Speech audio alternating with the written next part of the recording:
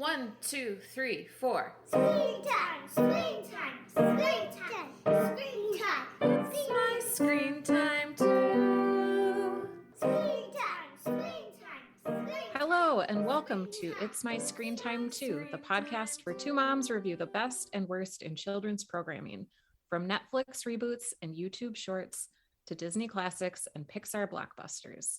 We watch, you listen. Find out what you can tolerate watching for family movie night, what to avoid altogether, and what you'll want to watch alone voluntarily. I'm Deborah. And I'm Katie. And I have 3 kids. Tony is 12 and Libby and Nate are 9. And I have 2 kids. Jay is 6 and Kenny is 3. They are pretty stinking adorable, aren't they? They are. Well, we like to tell a quick story about how awesome or occasionally awful our kids are, because in addition to being witty and incisive pop culture consumers, we're moms too. So Deborah, I know you've had a rough week, but what have the kids been up to that's been particularly adorable? So over the holidays, we watched the movie The Martian as a family, inspired by you because you said your kids had liked it. Uh-huh. And we have the book. So Nate just started reading the book this week, and he called me into his room the other day and read me a passage that ended with the S word, and like the unbridled glee of a 9-year-old seeing a swear word in print. Like, I wish I could bottle that. Oh, that's so great. And talk about an ambitious independent reading project. I have not read The Martian, but isn't it full of like quite a bit of techno jargon? It is. I read it years ago, but it's written in like a casual voice. Like the Matt Damon, Mark Watney character is very much based on the narrator of the book. So Okay. it's still like approachable. Gotcha. That's awesome. I don't know how much Nate understood the techno part, but he sure liked the swear words. Fair. To be fair, I feel that way most days. How about your kids? There has been a whole lot of adorableness going on. Mostly because Daddy's been out of town. So like the longer he's gone, the more like my kids are just running wild. And they're loud in like the best of times, but like their decibel level is like approaching ridiculousness. Yesterday, I got out our teeny tiny drum kit, which Kenny is almost too small or too big for at this point. And they were playing around with it, making a huge racket. And Jay wanted to go play video games, so he was asking Kenny, do you want to go play video games? Do you want to go play video games? And Kenny just kept saying, Jay, when I'm done banding. Oh, Which that's I cute. loved. Why isn't playing in a band called banding? Yeah, I love that. That's really cute. Does he look like Animal from the Muppets? He does, because he really needs a haircut right now, too. Yesterday, he walked right in from school, and he didn't even take his mask off. He sat right down at the drums and was like, wah! Just started banding. Yep, started banding. That's funny. Well, do you have any follow-up from last week's episode? I feel like the most important thing I have to ask you is whether you have all the lyrics to We Don't Talk About Bruno memorized. It's been in my head for sure, but I don't have all the lyrics down. Libby, however, has memorized like the whole soundtrack. So she'll correct me. That sounds like a 9-year-old. I like it. Yes. All right, our Screen Time in the News segment today is about a piece from the New York Times Magazine on January 5th called The Boy King of YouTube. And it is a profile of Ryan Kaji of Ryan's World fame, who we've talked about a bit on the podcast before. The author of the piece is J. Caspian Kang. So, as New York Times Magazine pieces are wont to do, he frames this profile with his own experience on either end. So he starts it off in a way that really sucks me in by saying that he doesn't really care that much about giving screen time to his kid because he feels like it's hypocritical because he's always on his phone anyway. Mhm. And then he immediately switches to some language that really got my hackles up. So there were some good quotes like, "What kids programming isn't dumb?" And "What's the difference between watching the Anglophone silliness of Peppa, a show that exists only to sell toys, and a video of someone playing with the toys themselves?" Dude, there's a whole world of children's programming out there, and some of it is good. So the fact that he's embarking on this profile with this obvious attitude of scorn was problematic for me to begin with. But then Mhm. he launches into a fairly standard profile of Ryan, who is now 10 years old. He has been making these toy opening videos since he was 3 years old.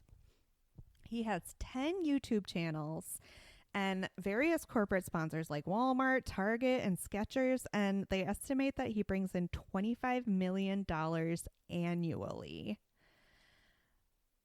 In talking with Ryan's parents, Sean and Luann, the author notes that they attribute his early success to luck, which is true. That's kind of how YouTube works, but also to the awareness that Ryan should be the brand as opposed to the brand of whatever toy he's playing with, which is really genius. People are tuning in to watch Ryan and not just Paw Patrol toys.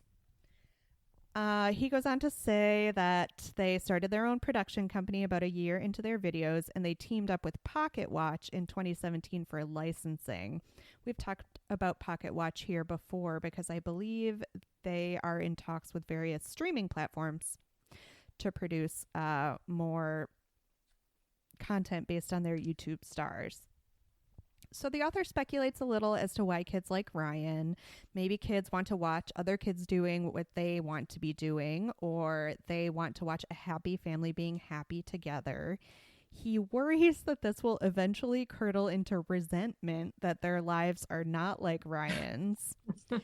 And then he switches back from this standard profile into his own voice. And he justifies his excuse for not liking videos like the ones Ryan produces by saying, quote, "The limits we set as parents may be arbitrary, but they're all we've got." And that's it. So clearly, the author is not following the best practices we've seen emphasized of consuming media with his kid and talking to her about what she's seeing. And his takeaway seems to be that he'll let her watch as much as he can stomach of the stuff that she wants to watch, but he makes it pretty clear that he can't generally take watching it himself. Dude, if you really hate these YouTube videos, you don't have to throw up your hands and give up on steering your kids to better content. That is why we're here. Right. Clearly, he has not been a long time listener No. of It's My Screen Time Too. What did you think of this article? Okay. I liked the framing of it with him interacting with his 4-year-old. I don't think you should say to a 4-year-old, this show is dumb about Paw Patrol. Like give your child some credit. Like they like what they like. Don't yuck their yum, right? And then I found the story at the end when he was like riding in the car with the girl who was talking about how she plays video or plays a board game with her parents once a week. And it just made him like unreasonably angry. Like that was devastating.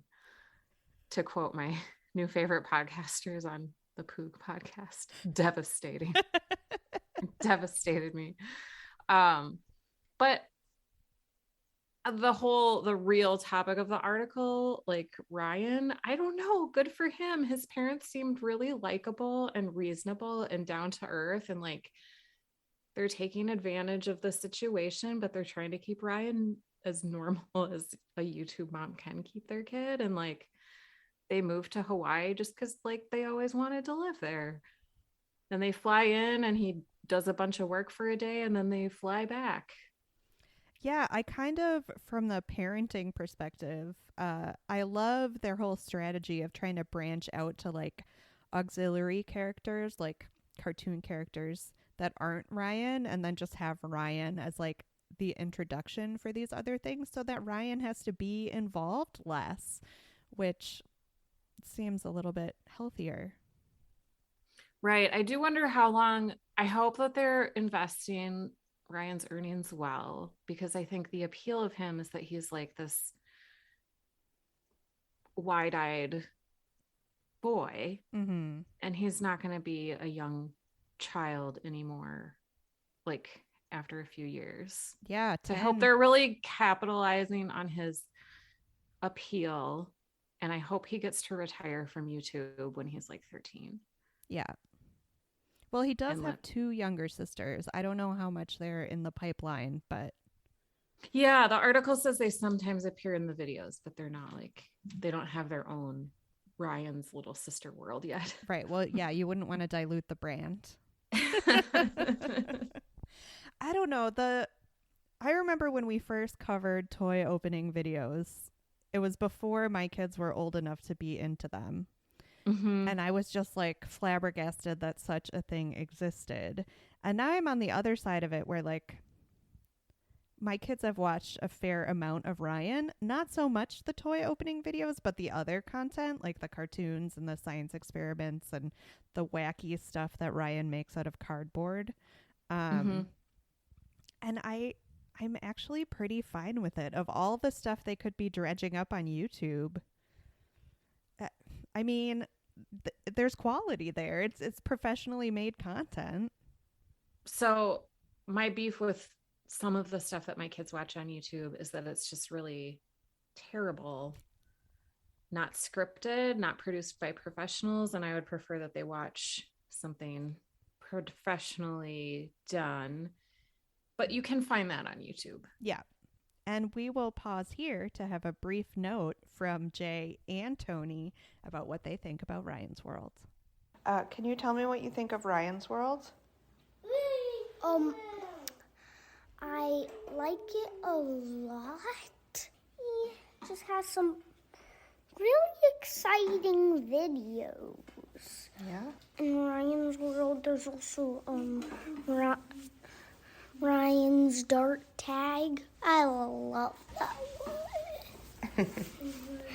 And that's all I really have to say about it. Okay, can you say goodbye? Bye. Do you know the YouTube channel Ryan's World? Know it? Yes. Watch it? Absolutely not. That's for little kids. I am not a little kid. All right. Should we move on to our main topic? Let's talk dragons. Today we are reviewing Dragons: The Nine Realms, which is a new show on Hulu. It's the latest installment in the How to Train Your Dragon universe, which is comprised of 3 theatrically released movies, 5 short films with characters from the original, Dragons Race to the Edge, Rescue Riders. There's a bunch of graphic novels and video games. All of these are based on a series of books by Cressida Cowell, which was first published in 2003. So Dragons: The Nine Realms is a 6-episode computer animated series released on Hulu and Peacock on December 23rd, 2021. The episodes are a great length for me. They run around 23 minutes long, and there were no ads. Yeah, that was nice for Hulu. I don't know how they decide when to force ads on us lowly customers that don't pay for a premium subscription and when they decide we don't need them. But in this case, we did not have to watch them. Yeah, it's produced by Dreamworks Animation, a subsidiary of NBC Universal since 2016, and we'll talk a little bit more about that later. In Dragons: The Nine Realms, the main character is Tom. His mom is a scientist, and they move to this research facility. They get their own like little geodesic dome to live in this like colony of other workers who are researching this giant fissure in the earth. And their work is all sponsored by kind of a large behemoth company that has some sort of commercial designs on the fissure. Like the kids have a lot of skepticism for what the company might be up to. And Tom cannot, despite being banned from the fissure, he cannot stay away from it. And that's where the dragons come in. So we picked it because we have not covered How to Train Your Dragon or any of its offshoots yet. And it's about time. And this was pretty new and it looked decent. So we watched the first 3 episodes and we'll go through the episodes one by one and then move on to our more general thoughts. Would you like to summarize episode 1, First Flight, part 1? Sure. Okay, so you already described how Tom and his mother moved to this research facility on the side of this fissure, which, side note, fissure or fisher? I don't know that that's a word I've thought much about pronouncing, but you're going to hear a lot of it today, listeners. Okay, so they moved to this research facility. Tom's mom is a scientist of some sort, and Tom, it's established really early on, is a very adventurous kid. So even though he's told to stay away from the fissure, like you said, he can't seem to stay away. And he, at one point, gets out his drone, because of course he has one, and tries to fly it down into the fissure to see what's down there. It gets knocked off course. So, of course, he has to climb partway down into the fissure with his handy pickaxe and see what's up. And he finds a dragon is trapped there. And him seeing the dragon is kind of where the first episode ends. We should say that the series, how it relates to the rest of the How to Train Your Dragon world, is that it takes place in the same world, but it's 1,300 years later, and people have forgotten that dragons ever existed. Right. So what did you think of this first episode? Did it suck you in? It did a little bit. I like shows that have like the 4 characters all with their distinct personalities. Like I love that kind of dynamic. I want to know more about the fissure. It's really hard to say. I know. Is now we can't stop talking or thinking about how we say it. It's never going to be like normal. The double S is an issue? Fissure? Fissure? A fissure? So the crack in the earth. How did it get there? Yeah, and is the way it appeared important at all, or is it just important that it has unearthed this world of dragons that were living underground for 1,300 years? Right. Was it a comet? I think maybe that's what we saw in the first. Yeah, it was a comet. Tom said his mom discovered the comet that made the fissure. Fisher? And then no, that's like a person who fishes. But never mind. D'Angelo's dad says that if Tom falls in it, he could never hit bottom, which is impossible. Yeah. But it must be really deep, like down to the core of the earth. I guess. All right, fill us in on episode 2.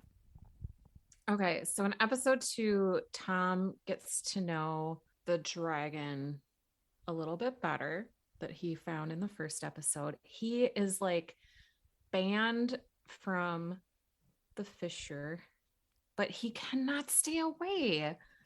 He keeps going back and getting into these really dangerous situations. At the end of the episode, he finds this like cave with like thousands of dragons flying around. That's the big reveal. I just have to say, in the middle of that description, as you were talking about Tom's behavior, your worried mom face was just on full display. Like, I can see whose side you are on in this show, and you are firmly on Tom's mom's side. It stressed me out. But also as like somebody who like has an appreciation for character development, like why can he not stay away from dangerous situations? Like he knows he's gonna get punished or die.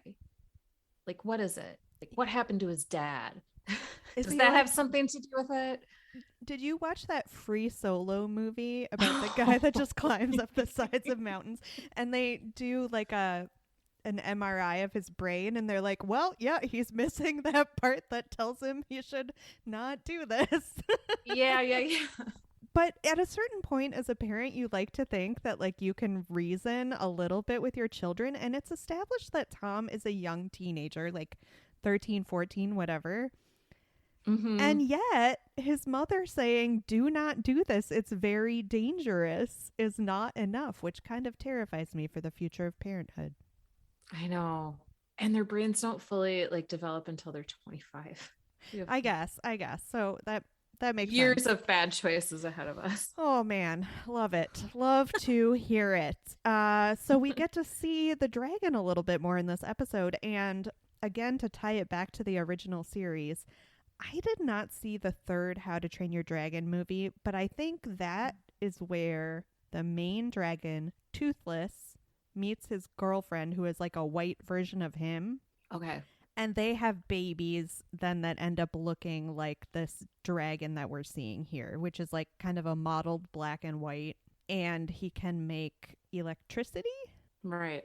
Their relationship seems to develop really quickly. A couple of quick questions that maybe I should wait for later to address, but I'm just going to jump in right now. Tom finds the dragon, and the dragon is very hungry. So Tom has to like find food to bring to the dragon, but haven't the dragons been living underground this whole time? Plus there's another cavern full of dragons. Like clearly there's a food source somewhere. I thought back to the last thing that we reviewed when somebody throws up SpaghettiOs in 8-Bit Christmas, and there's like a very gross scene where the dragon throws up spaghetti and meatballs. Like, what is it? Yeah, what's wrong with spaghetti and meatballs culture? I think it just makes gross vomit. That was weird. And then Tom tries to feed Thunder all these things, and then Thunder's like insistent that Tom enjoy the food that Thunder also enjoys. Yeah, I guess I'm wondering why Thunder is so quick to form a bond with this human when like he clearly has a dragony life. Like this Fisher hasn't always been there. Right. What dragon friends is Thunder abandoning? It's probably been like 1,000 years since they had contact with humans. Yeah, I guess maybe Thunder is missing the same part of his brain that tells him maybe proceed with caution with this new life form and don't become besties right away. I'm sorry, my dog is, I'm gonna mute. Hello, Coco. All right, episode 3 is where Tom's friend June gets let in on the dragon secret, and they venture into the cave with all the dragons in it. They discover some weird crystal eating sort of rhinoceros looking dragons that are very aggressive, and June finds and eventually tames her own dragon that is a 2-headed dragon that she names Wu Wei, right? That's the name she gives it eventually. And she initially thinks that she needs to assert dominance over it, and over the course of the episode she realizes that it's more of a partnership thing. Or in the case of Tom and Thunder, just like an instant best friend vibe. So we have another dragon rider, and that's fun. What did you think of episode 3? I liked those rhinoceros crystal eating dragons. Uh-huh. They were very fierce looking. They were. And Tom and June think because Thunder is so domesticated that all the dragons are going to be really friendly, and they are surprised when the hardbacked dinosaur dragons come after them, shooting balls of fire bombs out their mouths at them. I'm glad that Tom has a friend in like the dragon secret, and obviously the opening credits have told us that the other 2 kids that are there with them at the research facility are also eventually going to become dragon riders. But if this is really only a 6-episode series, like we're halfway through it, and I'm not sure where their focus is going to be. Like, are we going to explore more about these crystal rhinoceros dragons and why they eat these magical crystals? Or is the focus going to be on like the potential danger that the research institute poses? Yeah, it seems like so much is going on in these first 3 episodes. Like all my questions are not going to get answered in the next 3 episodes. So maybe, although all my reading told me it was just a 6 episode thing, the plan is to keep it going first season after season, in which case 6 episodes seems like a really short order for a first season. But Is that the way the industry is moving though? Because that's what Do Re Mi was on Amazon. that's true. And that was also weirdly short, though blissfully so. Blissfully? Blessedly so is the word combination I was looking for. Should we move on to our overall thoughts? Let's do it. Do we like the concept and the plot? I mean, I'm a Ren Fair geek. Like, obviously, I enjoy stories about dragons, so I like the concept. I'm not sure that I'm fully on board with the time shift. What did you think? I have to confess that my kids have watched all the How to Train Your Dragon movies, and I've even been like in the room when they've been watching them, and I haven't really fully paid attention. For some reason, those movies didn't really appeal to me. But I liked this show. Maybe I should go back and watch those movies because had I paid attention, maybe there's something more compelling there. I have only seen the first 2 movies, but I thought they were great. Like, I cannot watch the second movie without just like crying my eyes out.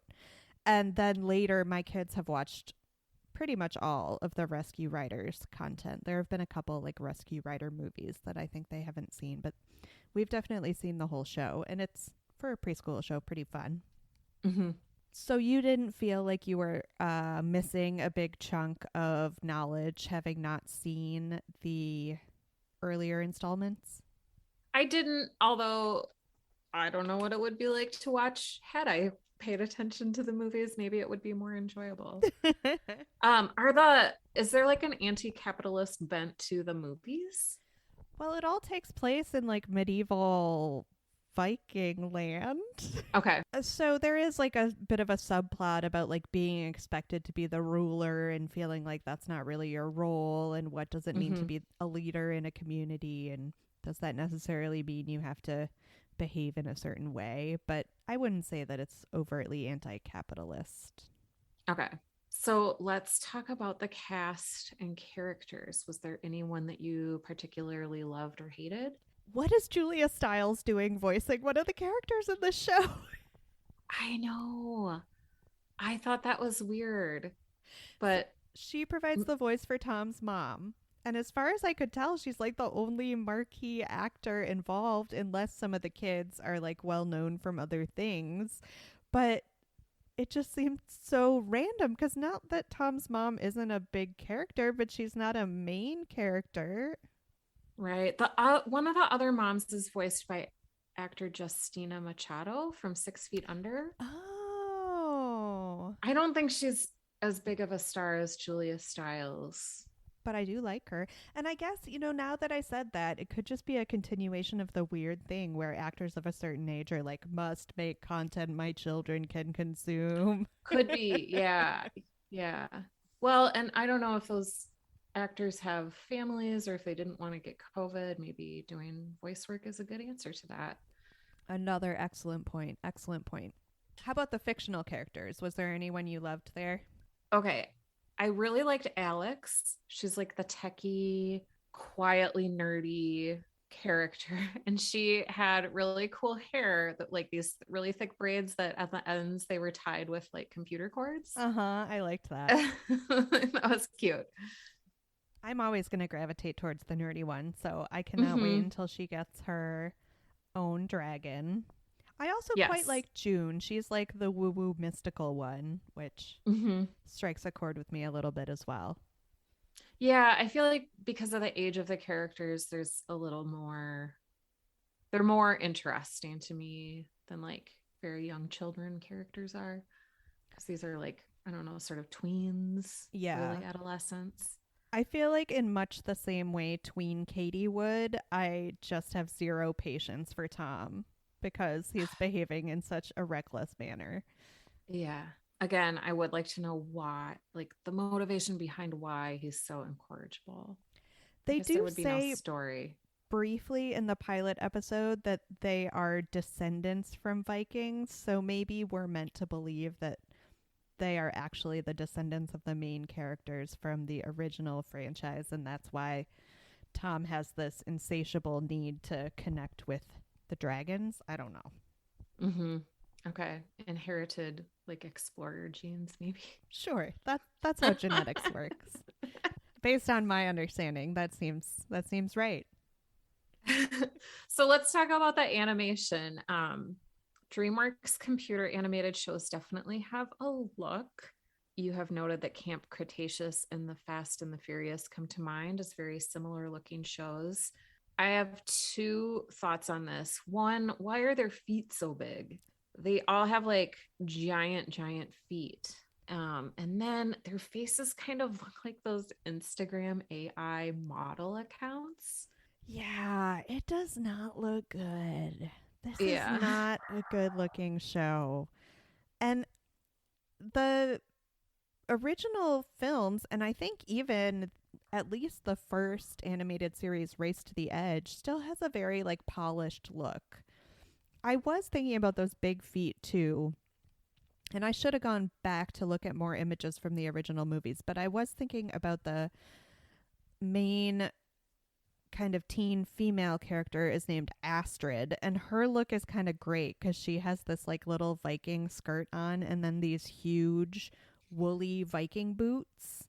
Uh-huh. And I think that is what the big feet design is made for. And then you just put that in modern clothes and it looks really weird and not good. So that was another element that made me not sure about the time shift and really question how much of my enjoyment of the franchise was based on the old-timey Viking setting. For me, it hurts this show that we just watched in Kanto, because for me, Disney animation is the pinnacle of all animation. And there's always going to be a difference between what you see in theatrically released movie animation versus what you see for animation made for TV. But there's way better looking computer animated stuff on TV than this. This felt very plasticky. Mm-hmm. Yeah. Although I will say the dragons looked better than the humans. And if that is where they were putting their attention animation wise, like that was fine. Yeah, the dragons were more inventive for sure. There's not a lot of music except for that orchestral score. Do you have any thoughts on that? They did bring back like the main theme from the How to Train Your Dragon movies, which was a nice bit of connective tissue in, I think, a series that needed more to kind of remind you of the appeal of the original franchise. Mm-hmm. Or at least I needed more. So those moments when Tom was flying on thunder through like the lava caverns and they had that, bit of musical score in the background, that was an echo of the score from the original movie. So okay. What did you think about the length and the structure? I mentioned earlier that this is a great episode length for me. For a show that I didn't like, I was jazzed that the episodes were only like 23 minutes long. It was pretty quick to get through, and I guess would make a pretty quick binge if your kids wanted to sit down and watch all 6 episodes. The whole DreamWorks animation thing and the fact that all this Dragons content used to be available on Netflix and now they've switched to Hulu, and it just makes it kind of confusing for such a sprawling property to know where to find all the different installments. I did a little bit of searching around just to see, like, could I cobble together every piece of this if I wanted to with across streaming platforms and cable. And I found the original How to Train Your Dragon was available to stream on Peacock. But then How to Train Your Dragon 2 was on Netflix, as was all the Race to the Edge and all the short films and Rescue Riders. But then I couldn't find the third installment anywhere, like not even airing on television anywhere. So that was kind of disappointing. I guess I mean, DreamWorks Animation was so central to Netflix building its kids' content catalog. When you think about what Netflix was putting out like 5 years ago, even, it was like all DreamWorks Animation stuff. Mm-hmm. And now to have them kind of taking their toys and going back to their own house and trying to set all this up with Peacock, which is the streaming service owned by NBC Universal. It's just an interesting development. Yeah, to me, this doesn't seem like I would subscribe to a particular service because of this franchise. It would be like a bonus that it's there, maybe, but it wouldn't be the reason. Yeah, I think Peacock definitely has to do some development on its kids' content if they want to be a destination there. I like that it was on Hulu because I do subscribe to Hulu and I could watch it there. But Peacock so far has been the outlying streaming service. Like, as each streaming service has crept its way into my wallet, Peacock has been the one that I've so far been able to resist. Right. Were you able to compare this to any movie or show for grown-ups? I'm counting on you because I don't really watch any type of fantasy at all. So you've got to fill in. Well, if you're only talking about dragons, obviously you want to reach for Game of Thrones. Okay. But I also thought about this really terrible movie from maybe the early 2000s, starring Matthew McConaughey and Christian Bale, about a post-apocalyptic future where most of humanity was wiped out by dragons, and it was called Reign of Fire. Oh, wow. That was not on my radar at all. As an early fan of Christian Bale's, I definitely saw that movie in the theaters. And even, I don't know if I would, maybe, I'm not exactly sure where I would situate it in time, but like my love of Christian Bale did not carry me through this film. I was like, nope, still bad. Were you able to cast the gritty HBO reboot?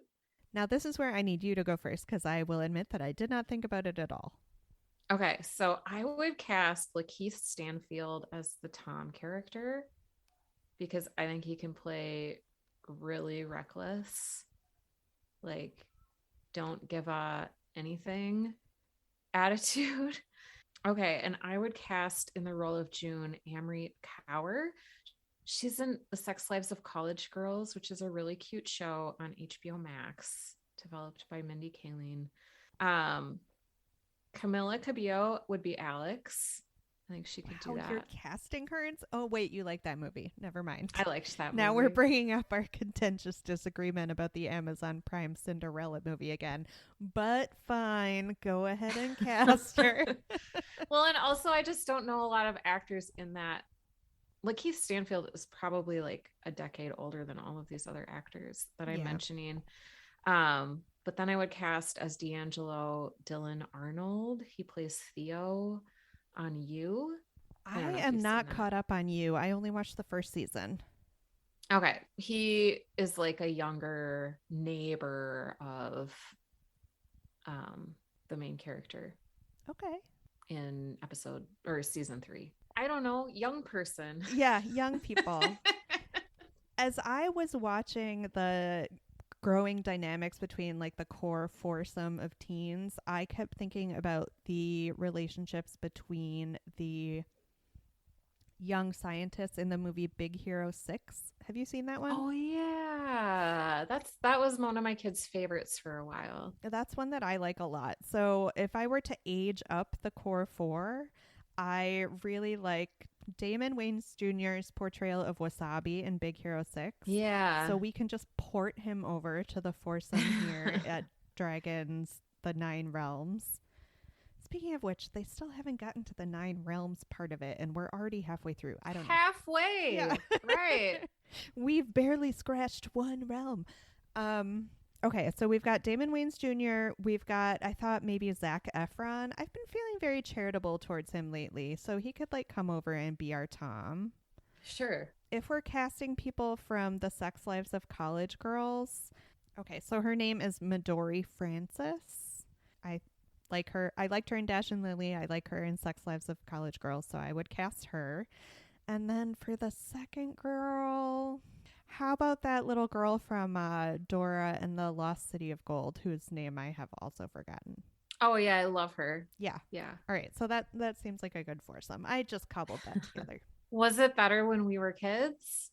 The earlier installments of these movies are better. They came out when we were already adults.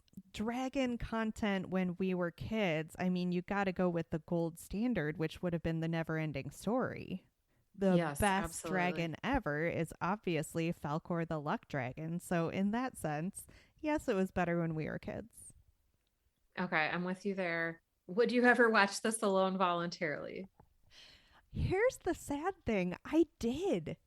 I did not watch this with my kids because they have taken a hard turn away from the dragons content. Like Okay. after watching all of the why am I saying rescue rangers? That's not right. Rescue riders, and watching it to the point of me getting sick of it, now they won't watch any of it. They won't watch the movies. They won't watch any of the series that are like kind of for the next level up of kids, because Rescue Riders is for preschoolers, but then Race to the Edge gets more into the tweeniness of it all. And they have zero interest. So I was worried, even though we had time. Like I had a block of time with them last night when we didn't have anything planned. We could have sat down and spent an hour and 10 minutes watching these 3 episodes. But I wasn't sure they'd do it. So I had to do it by myself, which would not have been my preference. How about you? I watched the first one with my kids and then they gave up on it. They didn't like it? No, I thought they would be into the premise. I think it is a good premise. So I ended up watching episodes 2 and 3 by myself. I am probably not. I'm intrigued, but probably not enough to finish it on my own. Yeah. If any goodness of the plot to me was totally overtaken by the crappiness of the animation. It's like the opposite of Maya and the 3. Yeah. So 10 seconds on whether this is good for our kids. I think Jay might be the right age for like the teen main character to be aspirational. And if he were in a different place where like the Dragons franchise was attractive to him, I think it would probably be fine. I would rather he watch the other stuff just because I prefer it. But I think probably that like 6 to 10 age range is where they're aiming. And it was just dull for Kenny, honestly. Yeah. I think it's fine for kids, but I did not enjoy Tom's rule breaking. Ooh, yeah. You'd think you would worry about the example set. That's a good point. So ratings? 2? Oh. Yeah, I would give it a 3. I mean, I feel bad. Like, I like the franchise, and I hate that this is the only installment that we've reviewed, and I need to review it so poorly. So, listeners, I would recommend, if you haven't, maybe seeking out any of those other properties to get a taste of the How to Train Your Dragon universe. Oh, but bring your tissues if you watch the second movie. Oh, man. All right. Well, thank you so much for listening to this episode of It's My Screen Time Too. Please rate and review us on Apple Podcasts or your podcast platform of choice. You can still check out our website at myscreentime2.com or find us on all the socials, Facebook, Instagram, Twitter, and even Gmail at myscreentime2. Send us your show or movie suggestions, article recommendations, or general comments about the show. Our theme music was composed and performed by Deborah and her adorable children, and our podcast is produced by me, Katie. Tune in next time for more real talk about the movies and TV beloved by kids and tolerated by parents. Bye! Bye.